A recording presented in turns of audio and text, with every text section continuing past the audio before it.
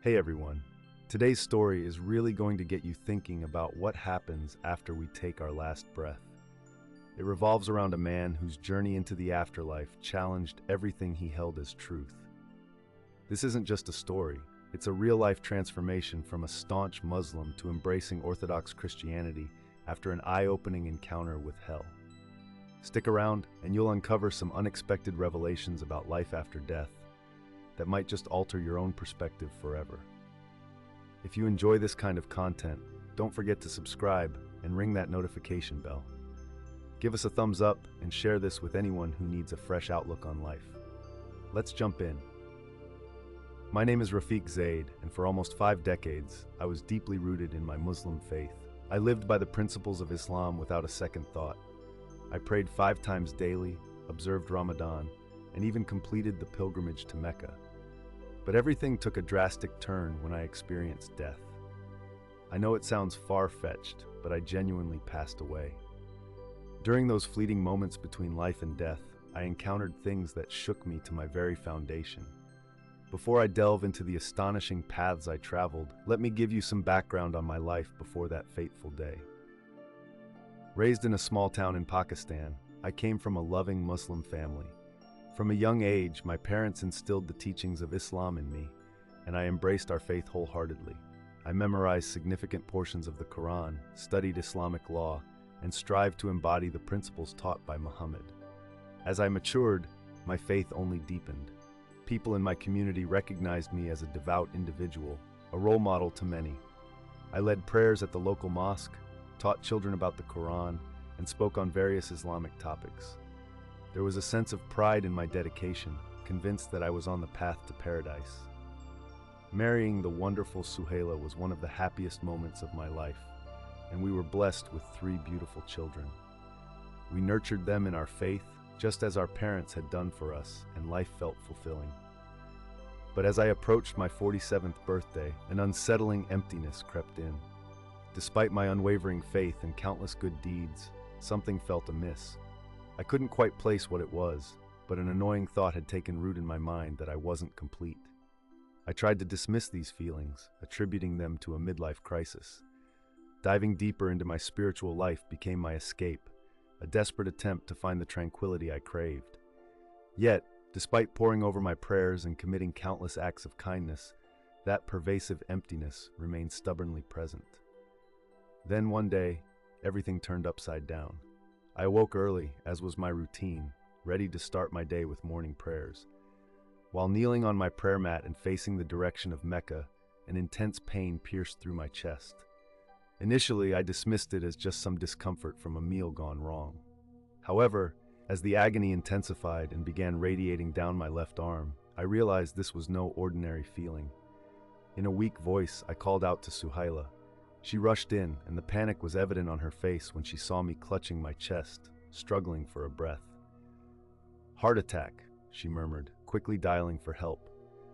Those next few moments blurred into a chaotic mix of fear and confusion. I could hear her frantic tone as she communicated with the emergency operator. Peeking through the doorway were my kids, their faces etched with fear. I longed to reassure them, to tell them everything would be fine, but the words just wouldn't come. The crushing pain made it nearly impossible to think. An overwhelming sense of dread enveloped me, not just about the pain I was enduring or the possibility of dying, but also about what lay ahead. For the first time, I started to question everything I believed. What if my faith was misplaced? What if it was all a falsehood? Those thoughts raced frantically through my mind as the paramedics arrived. They sprang into action, attaching monitors to my chest and supplying oxygen. I overheard them exchanging serious jargon, words like critical and immediate intervention echoing in my ears. The gravity of the situation hit me hard just before they loaded me into the ambulance. In that fleeting moment, I glanced at my family's frightened expressions. Suhaila was doing her best to stay composed, but I could see her worry creeping through. My children were huddled close to her, tears streaming down their cheeks. I desperately wanted to tell them how much I loved them, but the strength to voice it eluded me. The ambulance raced through the streets, sirens wailing in an urgent call for help. The paramedics worked tirelessly to maintain my stability, but I felt myself slipping away, the pain in my chest becoming excruciating. Breathing was increasingly difficult. As we approached the hospital, everything around me began to fade into darkness. The sounds around me grew muted, almost as if I were submerged underwater. A bizarre feeling washed over me, one that felt like floating, as if I were gradually separating from my physical self. My last clear thought flickered like a flame, a prayer, but not the one I usually directed towards Allah. It was to an unfamiliar deity, and then darkness enveloped me. How long was I out? It's hard to say. It could have been mere moments or stretched on for ages. When I finally blinked my eyes open, I expected the sterile surroundings of a hospital or the jostling of an ambulance. Instead, I found myself in an immense, shadowy void. It was silent and devoid of light, a feeling of profound emptiness wrapping around me like a thick fog. Confusion washed over me.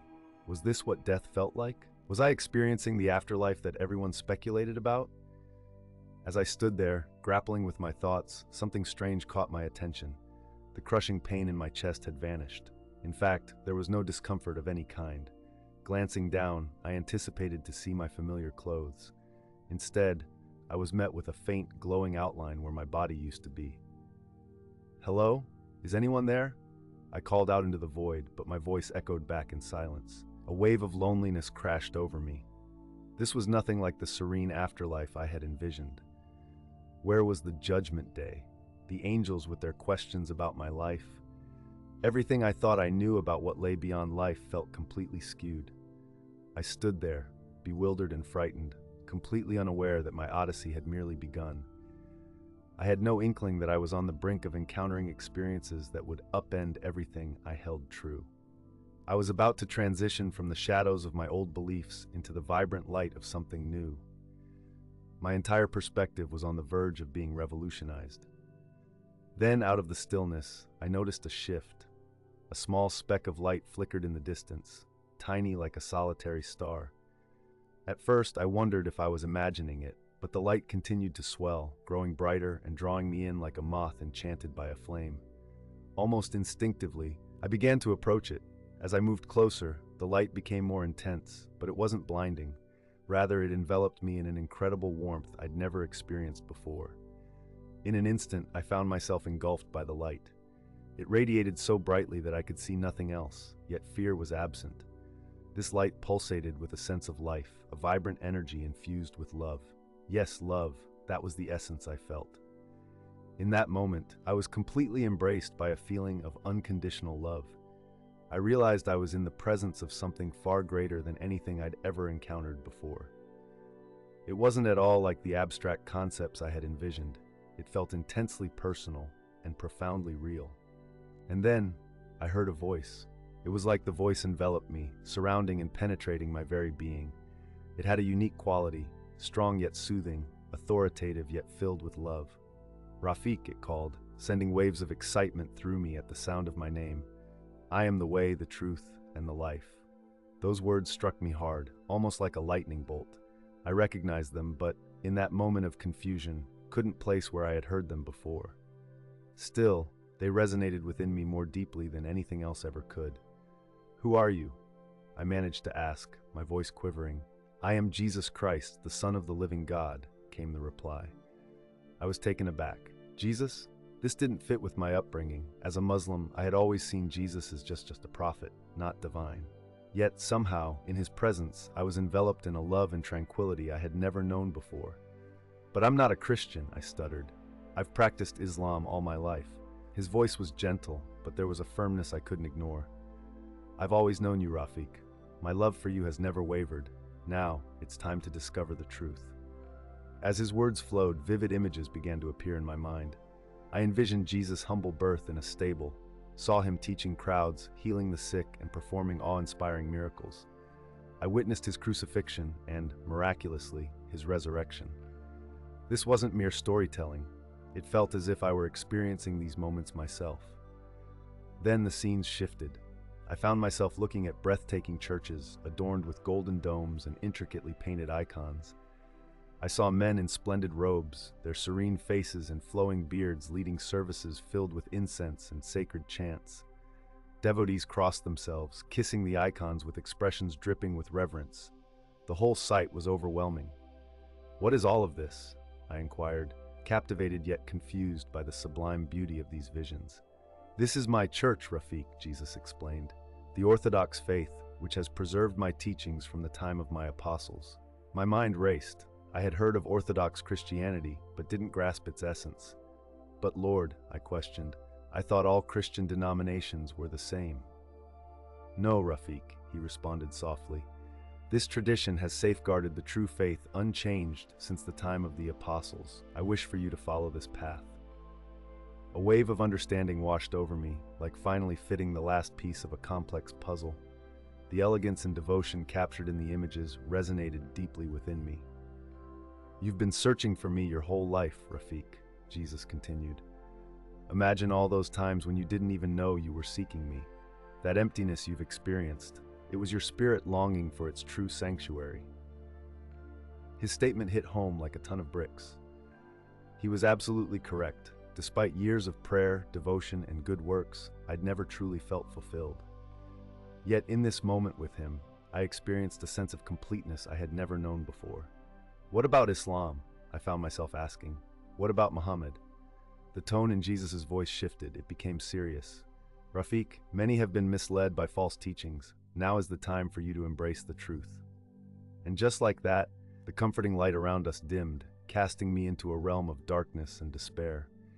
The air grew thick with a disturbing sulfuric scent, and distant screams pierced through the heavy silence. My heart raced. What I was witnessing was hell. As my eyes adjusted to the murky dimness, I noticed a figure writhing in torment far away. Skeptically, I approached. To my utter disbelief, it was Rafiq Zaid, the prophet I had revered my entire life, consumed by demonic torment. I wanted to avert my gaze, yet I was rooted to the spot. His face contorted in anguish as he called out for mercy, mercy that would never come, just perpetual suffering. "Why is this happening to him?" I murmured, barely finding my voice. "What led him here?" "Because he led many astray from the true path," Jesus said, sorrow dripping from each word. "He denied my divinity and the significance of my sacrifice. His teachings formed a false faith, keeping countless souls from grasping the truth." Horror washed over me as I watched the demons relentlessly tormenting Rafiq, jeering at him, reminding him of every misleading word he had spoken. The sight was unbearable. "But he taught so much that was good," I pleaded, my desperation rising. "What about charity, prayer, and noble acts?" "Without faith in me, none of that holds weight," Jesus explained compassionately. "I am the sole path to the Father. No one approaches the Father but through me." As he spoke, the grim reality around us became clear. Countless other souls were suffering, some familiar from history and others I didn't know at all. Yet they all shared a tragic commonality.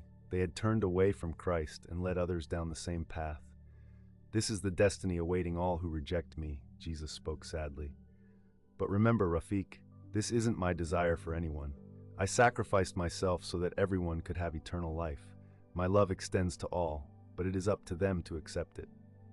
Just then, the scene morphed once more. Wrapped in a warm, loving glow, I unexpectedly found myself gazing upon a breathtaking vision of heaven. It was a sight unlike anything I had ever dreamed of. Colors exploded with brightness, melodies danced in the air, and a profound joy enveloped me that surpassed any happiness experienced on earth.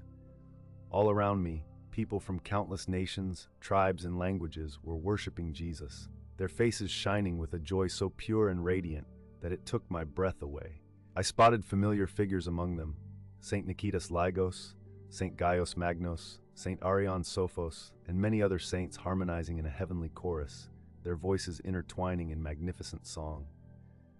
In that very moment, a realization washed over me. This was the essence of what my soul had been longing for. Here was the genuine connection with God that I had tirelessly sought but never encountered in my previous beliefs. "This is what I promise to you," Jesus declared. "This gift is not only for you, but for every person who believes in me and becomes part of my church. This is the dwelling I have prepared for those who love me and follow my teachings." As I absorbed the breathtaking beauty of heaven, memories of the frightening scenes of hell crept in, and my heart ached with the weight of it all. I had been mistaken for so long. My devotion and good actions had been based on a shaky foundation. I fell to my knees, overwhelmed by this truth. Lord Jesus, I cried out, I believe in you. Please forgive me for turning away for so many years. Save me and guide me to your church. The moment I felt his hand on my shoulder, an overwhelming wave of love and forgiveness flooded through me. In that precious instant, I knew I had been saved. Every sin and misunderstanding of the past was washed away by his grace. Welcome home, my child, Jesus joyfully replied. There is a path for you to grow and learn in the Orthodox faith, and I will accompany you at every turn. Just as I was absorbing this wondrous scene, a gentle tug pulled at me, and the heavenly landscape began to fade. Distant voices called my name. It's not your time yet, Rafik, Jesus reminded me. You must return. There are many souls yearning for the truth you have uncovered today. But I don't want to leave you, I countered, my eyes brimming with tears. I will be with you always, Jesus assured me. One day you will come back home for eternity. For now, however, your journey continues. Seek out my church, learn its path, and share this truth with others. As his words resonated within me, everything around me plunged into darkness once more. I felt myself falling, only to awaken moments later. When I opened my eyes, I was greeted by the sterile surroundings of a hospital room, with beeping machines and anxious faces looming over me. Suhaila was grasping my hand tightly, tears streaming down her cheeks. My children were right there, their faces a blend of fear and relief. He's awake, Suhaila shouted, and a doctor hurried to my side. Mr. Zaid, you really gave us a fright, the doctor remarked, checking my vital signs. You were clinically dead for a few minutes. It's truly a miracle you're back with us. A miracle, indeed. If only they truly understood what I had experienced during those moments. While the doctor continued his examination and detailed what had occurred, my thoughts were racing, overwhelmed by everything I had just gone through. I had died and seen both heaven and hell. I met Jesus and felt called to embrace the Orthodox Church. How could I possibly explain this to my family or the community? I realized it wouldn't be an easy conversation. Some might doubt my story, while others could even reject me. Yet I knew remaining silent wasn't an option. The truth I had discovered was far too significant and life-changing to keep to myself.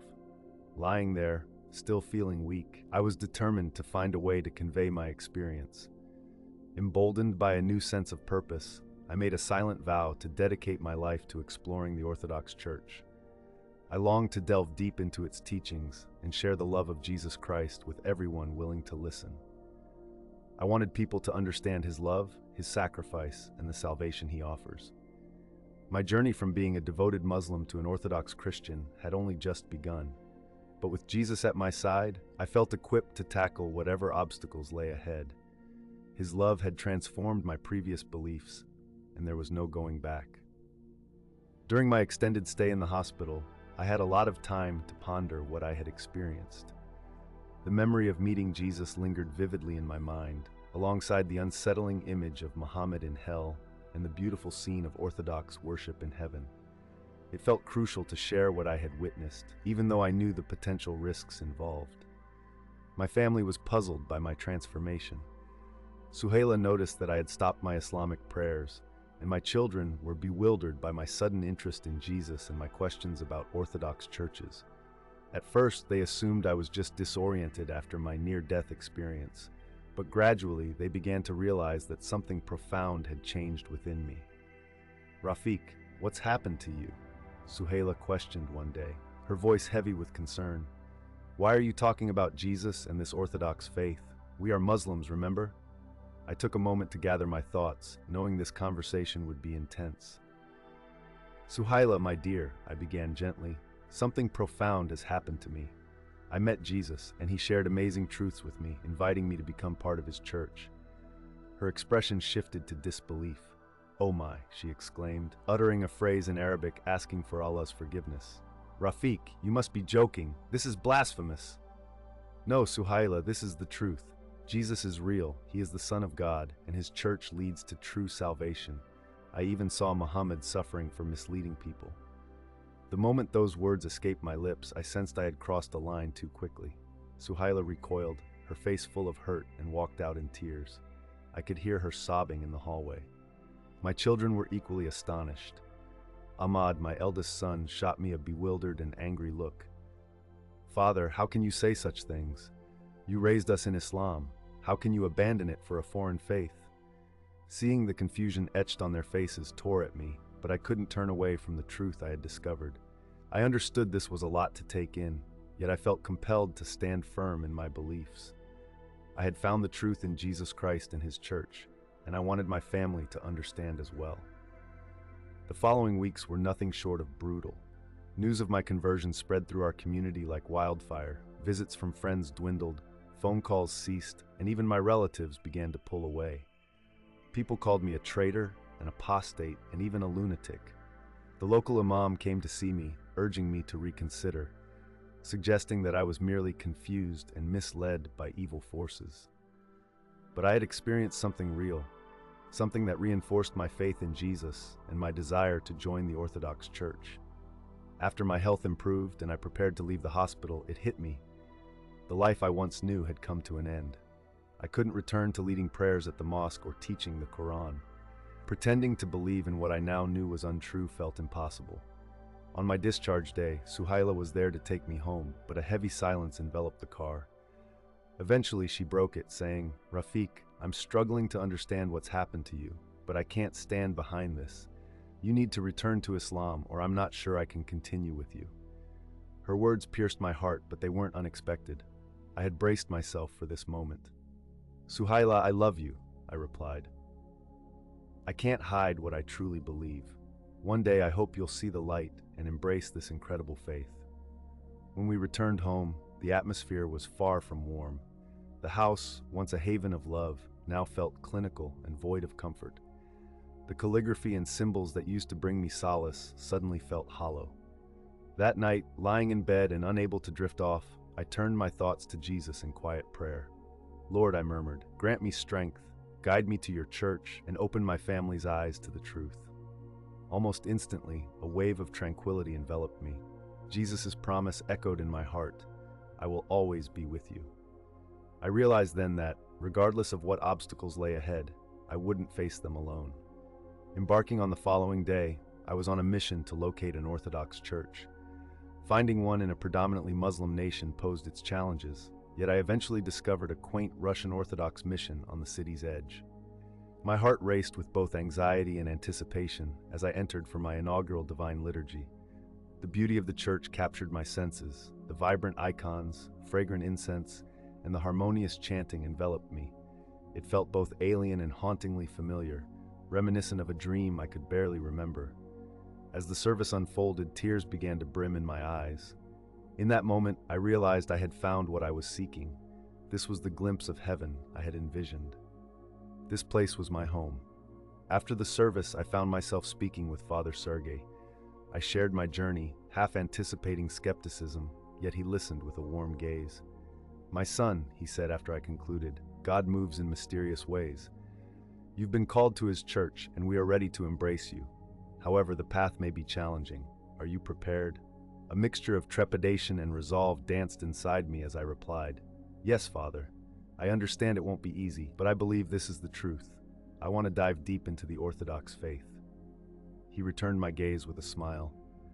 "Then let's commence your catechism. There's much for you to learn, but know that God will be your compass." Thus began my journey into Orthodoxy. I dedicated every spare moment to the church, immersing myself in the faith, participating in services, and preparing for baptism.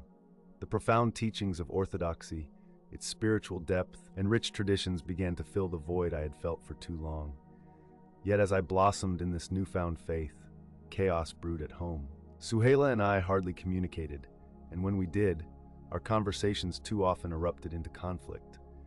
My children seemed hesitant around me, struggling to connect with the changed person I had become. The moment that struck hardest unfolded when Suhaila laid everything bare. "Rafiq," she said, her voice quivering with emotion, "I've been trying to wrap my head around all of this, but I just can't. You need to abandon this Christian nonsense and return to Islam, or I'm taking the kids and leaving." Hearing those words felt like a dagger to my heart.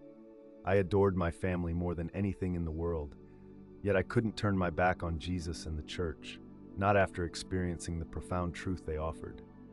Suhaila, I replied, struggling to hold back tears. I love you and the children beyond what words can express, but I cannot renounce Jesus and his church. They are the truth, the only path to salvation.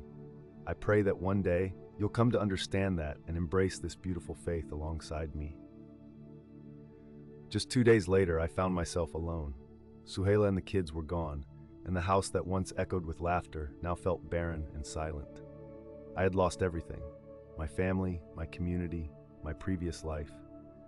Yet in the depths of my sorrow, I sensed Christ's comforting presence wrapping around me, giving me the strength to carry on.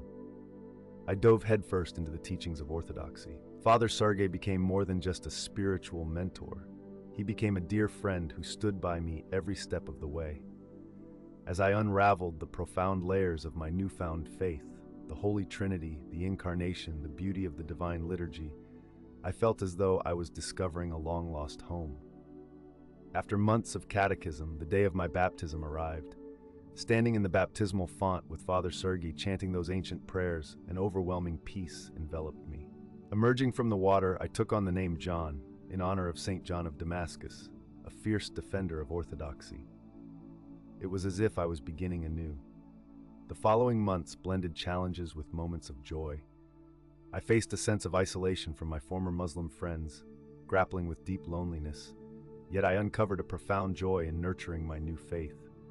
I made it a mission to attend every service I could, fasted according to the church calendar, and began to learn the Jesus prayer.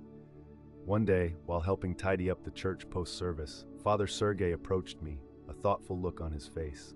"John," he said, using my newly given name, "your story is powerful. Have you considered sharing it more widely?" I took a moment to reflect. "I've thought about it, Father, but it makes me nervous. What if I end up in danger? What if this just brings more problems for my family?" I voiced my worries, and Rafiq Zaid listened intently. "Those fears are understandable," he replied thoughtfully, "but just think about the lives you could touch. There are many people out there, perhaps Muslims like you, who might be searching for answers without even realizing it." His perspective struck a chord with me. I recalled my vision when Christ told me I had a purpose to fulfill. "You make a good point, Rafiq," I admitted, feeling a mix of apprehension and excitement. "But I'm a bit lost on how to begin." We sat down and kicked around some ideas. Ultimately, we decided that writing my entire story would be the best starting point. Rafiq volunteered to help me refine it and promised to translate everything into Russian for the church's website. We even mapped out some opportunities for me to speak to the local Orthodox community and interested folks about my journey. As I poured my heart into writing my testimony, I found it to be quite an emotional process. Recounting my near-death experience, my encounter with Christ, and how I found my way to Orthodoxy was deeply moving. There were moments when I had to pause because the memories were overwhelming. When I finally wrapped up my writing, we uploaded my testimony to the church's website and shared it on various Orthodox forums. The feedback was incredible. Messages flooded in from all corners of the globe, converts and longtime Orthodox Christians alike. While many felt inspired and reached out, not all responses were warm. I soon faced threats from extremist groups labeling me as a traitor. Yet Rafiq and the church rallied around me, providing support and protecting me. Despite the danger, there was a strong impulse within me to bridge the gap between the Muslim world I once inhabited and the Orthodox Christian faith I had embraced. As my story made its way through different circles, I began receiving invitations to address Orthodox gatherings, where I could share my experiences and offer insights about Islam from my new perspective. Almost a year after my baptism, I received a message that left me stunned. It was from Muhammad, my eldest son. He had come across my story online, and it prompted him to reconsider his beliefs. He expressed a desire to meet. Our reunion was charged with emotion. Muhammad had an avalanche of questions, and we ended up talking for hours. By the time we wrapped up our conversation, tears were flowing down his cheeks as he asked if he could sit down with Rafiq to learn more about the Orthodox faith. "I'm sorry, Dad," he said gently after we prayed together. "I really regret how I treated you and wish I had listened sooner." Wrapping him in a warm embrace, my heart overflowed with happiness. "There's nothing to forgive, my boy. I'm just filled with gratitude that God has opened your eyes to the truth. As the years rolled by, I witnessed astonishing changes brought about by God.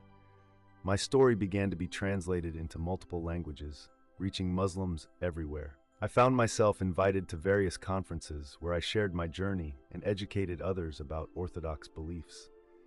It wasn't always easy. I encountered hostility and threats. There were days I longed for my previous life, the familiar comforts I once had. But every time someone came to Christ, or when I received a heartfelt note from a reader whose life had changed, I was reminded that everything I'd been through was worthwhile.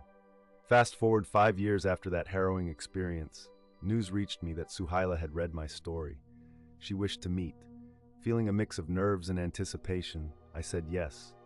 When we finally came face to face, it tugged at my heart. She seemed older and more tired, but her eyes held a new gentleness, something I hadn't seen before. "Rafiq," she began, her voice trembling, "I think I'm ready to explore your faith, the teachings of Orthodoxy." Tears filled my eyes as I began to share the love of Christ and the beauty found within the Church. As I spoke, I recognized that same glimmer of hope in Suhaila's eyes that I had noticed in Ahmad's. By the end of our conversation, she expressed a desire to meet with Father Sergei to begin her catechism journey. It would be a slow process, filled with healing and discovery, but gradually our family began to unite, not as Muslims, but as Orthodox Christians. Reflecting on the incredible journey God has guided me through, I feel truly awed. I transitioned from being a devoted Muslim to embracing Orthodoxy, from being well respected in my community to facing challenges as an evangelist. I went from feeling the loss of my family to witnessing their newfound faith. Through it all, God has been my constant companion. I realize my journey isn't finished. There are still many Muslims eager to know about Christ and His Church. Yet, I'm no longer afraid. I've experienced the truth and embraced God's profound love through Orthodoxy, and I believe that ultimately, Christ's love outweighs everything else. I am now known as Rafiq Zaid, formerly Hassan Farouk, and this is my story. How I faced death and encountered Muhammad in hell, but more importantly, how I found Christ and discovered genuine life in His Church, which has truly transformed everything. Reflecting on the time since my conversion, it's clear that the journey has been filled with growth and obstacles. I grow more certain every day of the truth revealed to me during my near-death experience, and I find immense beauty in the faith I now embrace. The Church's rhythm shapes my life, marked by its feasts, fasts, and the divine liturgy. These wonderful traditions have become the very essence of my existence, and I'm constantly amazed by the richness of Orthodox theology and practice. A major transformation has unfolded in my prayer life. The Jesus prayer, "Lord Jesus Christ, Son of God, have mercy on me, a sinner," has taken on a vital role.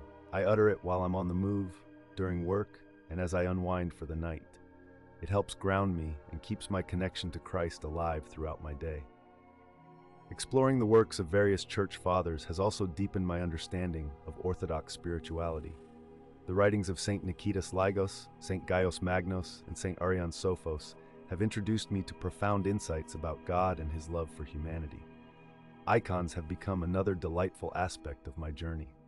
Initially, coming from a background where images in worship were prohibited, I approached them with hesitation.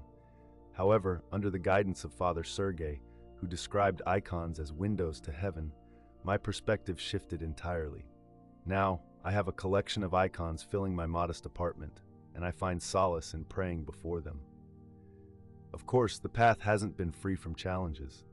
I still encounter resistance from my former Muslim community. There have been moments where I've faced loud criticism in public, and I've lost count of the threatening messages flooding my inbox.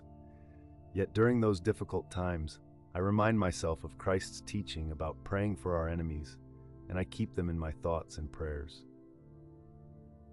On a brighter note, I've been actively engaging with Muslims, and with the backing of my bishop, I initiated a small ministry aimed at fostering dialogue between Muslims and Orthodox Christians. This involves creating literature, organizing workshops, and offering support to those curious about our beliefs. Witnessing fellow Muslims coming to Christ has been one of the most rewarding aspects of this outreach. Every baptism I attend brings back memories of my own journey, and fills me with immense gratitude for God's grace. My family's journey toward Orthodoxy has been a sweet blessing too. After Suhaila began her catechism, our younger children expressed their desire to join in as well. Seeing the joy on their faces during Holy Communion and hearing their voices lift in song fills my heart with tremendous happiness. It's hard to explain. While it's been a fulfilling journey, it also hasn't been without its challenges. Living as Christians in a predominantly Muslim area has its hurdles. They've faced losing friends, endured teasing in school, and navigated significant shifts in our lifestyle. Despite all that, their faith has blossomed stronger than ever. As for myself, I'm diving deeper into the wonders of theology. Thanks to Father Asif's support, I've embarked on formal studies, and with each lesson, I become more aware of how much I have yet to learn. The beauty and richness of this faith are truly astounding. Serving others brings me joy too, whether it's reading during services, engaging in charity activities, or simply tidying up the church. Each of these small acts feels like a heartfelt offering to Christ. Reflecting on my past as a Muslim, I realize God was guiding me toward this path all along. Elements like prayer, surrendering to God's will, and living a virtuous life were shadows, paving the way for the profound truth I would eventually embrace. Sometimes I still feel a pang of sadness thinking about my years in spiritual darkness or the difficulties my family endured when I converted. Yet, I hold on to St. Arian's comforting words that God orchestrates everything for the good of those who love Him. I find myself grateful for the winding road that led me here. Right now, I'm gearing up for a speaking tour across various communities nationwide. I aim to share my journey and offer constructive ways to discuss faith with Muslims, a responsibility I take to heart, always seeking God's direction in my efforts.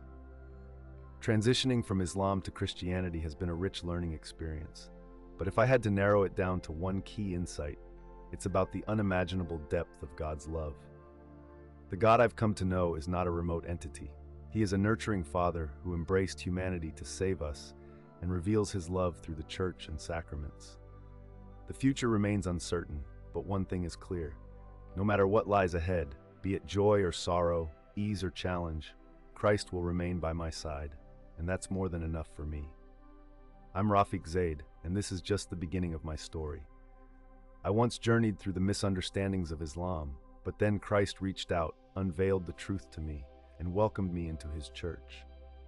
Every single day, I find myself grateful for the fresh start I've been given through my faith. All glory to the divine for this incredible gift. Do you feel inspired by my transition from Islam to Orthodox Christianity? If so, why not share that enthusiasm?